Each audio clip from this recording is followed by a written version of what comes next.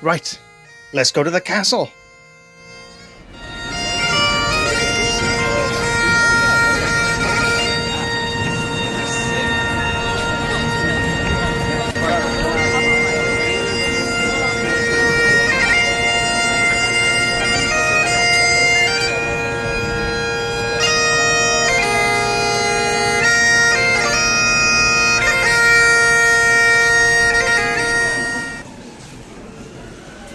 Ooh, okay, this is already different to a lot of castles I've been in. Usually when you walk into a castle, you go into some kind of big courtyard. Can you imagine how intimidating this place must have been, back in the day? Look at the size on it. I mean, look at all those cannons. And that's just on one wall.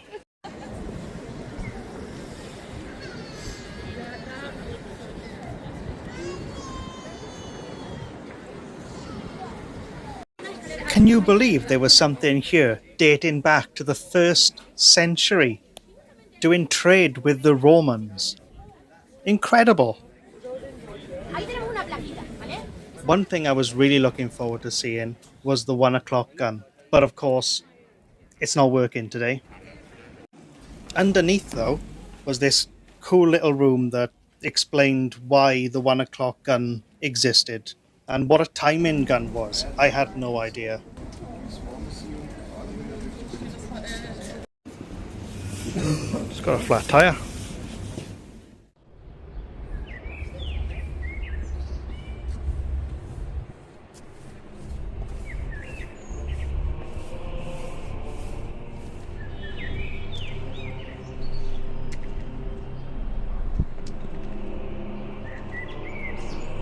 Honestly, the view in this place is actually spectacular.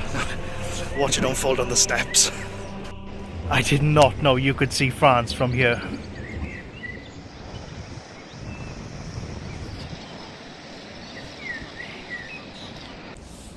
This bench must be very historic.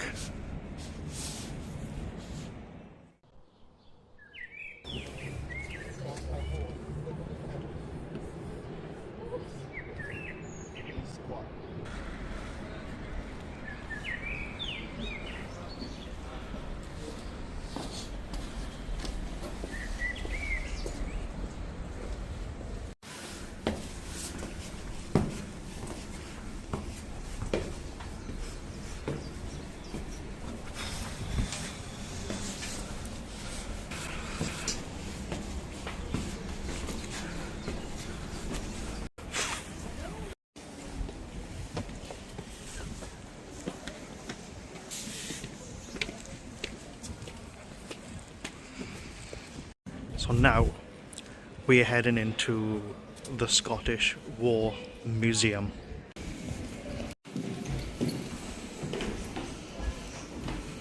Can you believe this cannon is from 1642? What I always think about when I'm looking at this sort of stuff is that, well, these were somebody's. This was someone's stuff, and these jackets were worn, and those canes were used, and stuff were kept in that box. You know, they were someone's actual things. I know some people will think, well, why are you showing me all this old stuff? Well, I think it's really interesting that this was somebody's things. This was someone's personal history, if that makes any sense.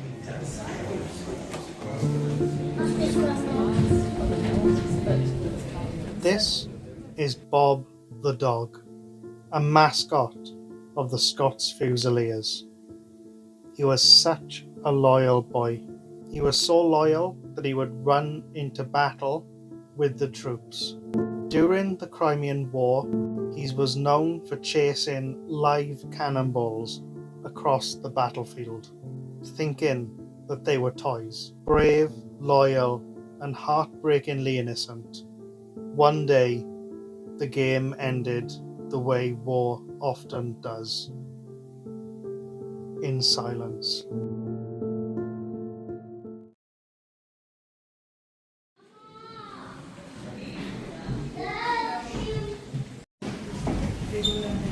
For a war museum, there's actually quite a lot of nice paintings in here.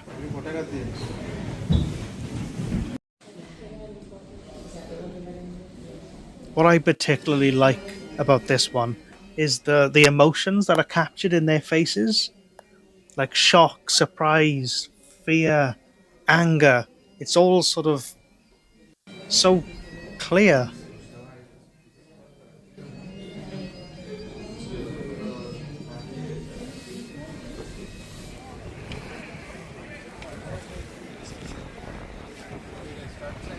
The next was the Royal Scots, where I made a new friend.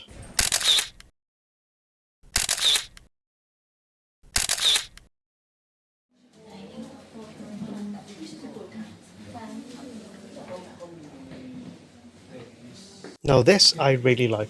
It goes into what each medal is exactly, because I didn't have the foggiest idea.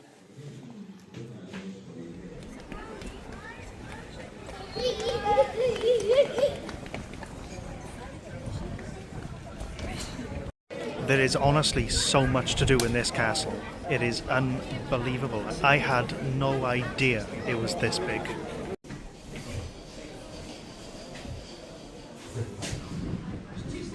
Now this I absolutely loved. They're prison doors from the 1700s.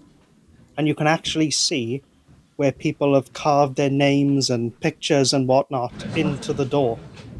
Can you imagine 300 years ago someone carving into this, sat in a dark cell? That's incredible. Welcome to Old Ricky, sir. I am Pierre Kalkijker from Holland. Thanks, sir. Je ne pense pas que tu puisses m'utiliser. And now it's time for something I've been looking forward to all day. Dinner time.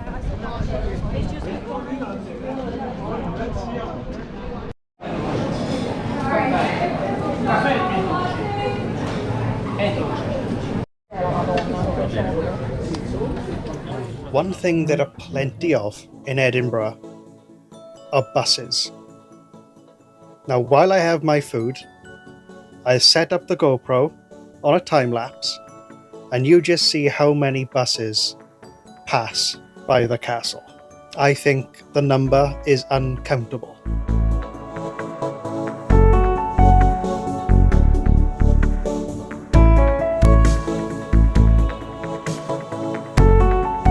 And guess how many of these buses go to my hotel? Yep, 0.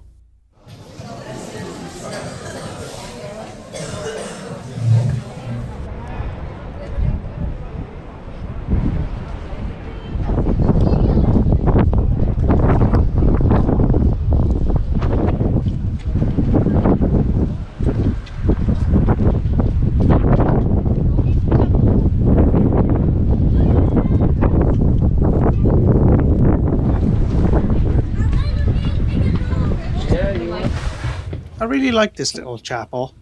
It had a little personality to it.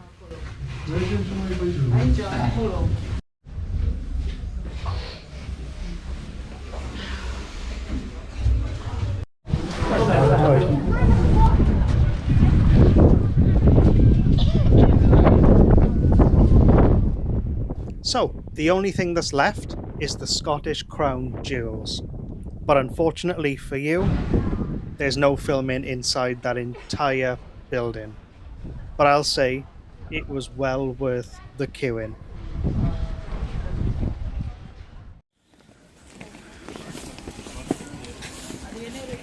Well, I've just done the castle and I can tell you that it was absolutely spectacular. You definitely need to go there. It's taken all day. I got there at 10:30. It is now gone 5 o'clock.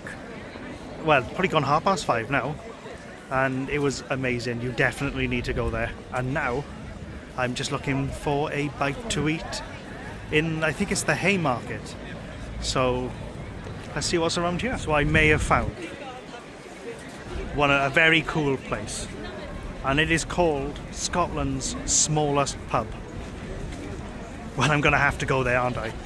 Inspired Very good. And get you down that way.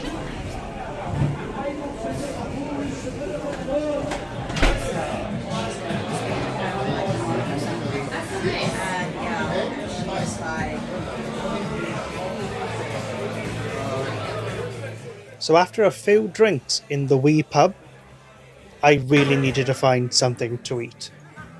So I found somewhere that sells a Scottish delicacy. And no, not just the whiskey.